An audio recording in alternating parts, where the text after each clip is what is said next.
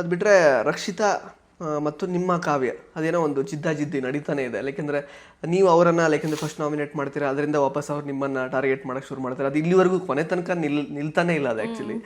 So ಏನು ಅಂದರೆ ನೀವು ರೀಸನ್ಸ್ ಹೇಳಿದ್ದೀರಾ, ಬಟ್ ಸ್ಟಿಲ್ ಯಾಕೆ ಅದು ಯಾಕೆ ಅದನ್ನು ಕಡಿಮೆ ಮಾಡ್ಕೊಳ್ಳೋ ಪ್ರಯತ್ನನೇ ಮಾಡಲಿಲ್ಲ ಆಮೇಲೆ ಡಿಫ್ರೆನ್ಸಸ್ನ ಅಂತ? ಅಂದರೆ ಸ್ಟಾರ್ಟಿಂಗ್ ಅಷ್ಟು ಶುರು ಆಗಿದ್ದೆ ನಾನು ಅವಳು ಕ್ಯಾರೆಟ್ ಹಲ್ವಾ ಮಾಡಿರ್ತಾಳೆ, ಅದರಿಂದ ಒಂದು ಡಿಸ್ಕಷನಿಂದ ನನಗೂ ಅವಳಿಗೂ ಶುರು ಆಗುತ್ತೆ. ಅಲ್ಲಿವರೆಗೂ ಅವಳು ನಾನು ಕೆಲಸ ಮಾಡಿದ್ದಾಗಿರ್ಲಿ, ನಾನು ಅಡುಗೆ ಮನೇಲಿ ಇದ್ದಿದ್ದಾಗಿರಲಿ, ಬೇರೆ ಕಡೆ ಇದ್ದಿದ್ದಾಗಲಿ ಯಾವುದೂ ಪ್ರಾಬ್ಲಮ್ ಇರಲ್ಲ. ಅದು ಆಲ್ಮೋಸ್ಟ್ ಜೋಡಿ ವೀಕ್ ಆಗೋವರೆಗೂ. So it's been almost 10 weeks.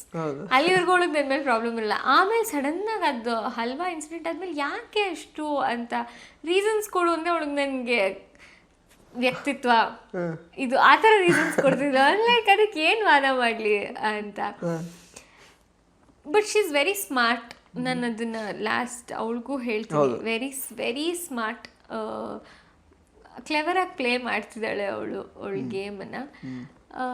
ಹಂಗೆ ನೋಡಿದ್ರೆ ಅಶ್ವಿನಿ ಮೇಡಮ್ದು ಇನ್ಸಿಡೆಂಟ್ ಆದಾಗ ನೀವು ಕಾವ್ಯನೇ ಆ್ಯಕ್ಚುಲಿ ಅವ್ರಿಗೆ ಲೈಕ್ ಸಪೋರ್ಟಿವ್ ಆಗಿ ನಿಂತಿರ್ತೀರಾ. ಒಂಥರ ಜೆನ್ಯೂನ್ ಆಗಿ ಫೀಲ್ ಮಾಡ್ಕೊಂಡಿದ್ದು ಅವಳಿಗೇನೆ ನಾವು.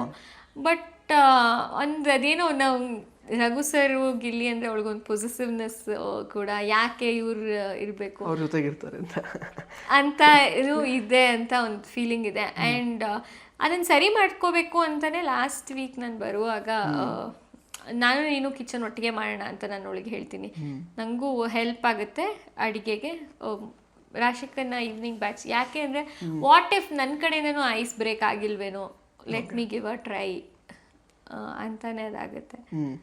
ಬಟ್ ಅಷ್ಟರಲ್ಲಿ it is too late, I was out already. Interesting ಮತ್ತು ಇನ್ಫಾರ್ಮೇಟಿವ್ ವಿಡಿಯೋಗಳನ್ನ ಮಿಸ್ ಮಾಡ್ಕೋಬೇಡಿ, ಈಗಲೇ ಸಬ್ಸ್ಕ್ರೈಬ್ ಮಾಡಿ.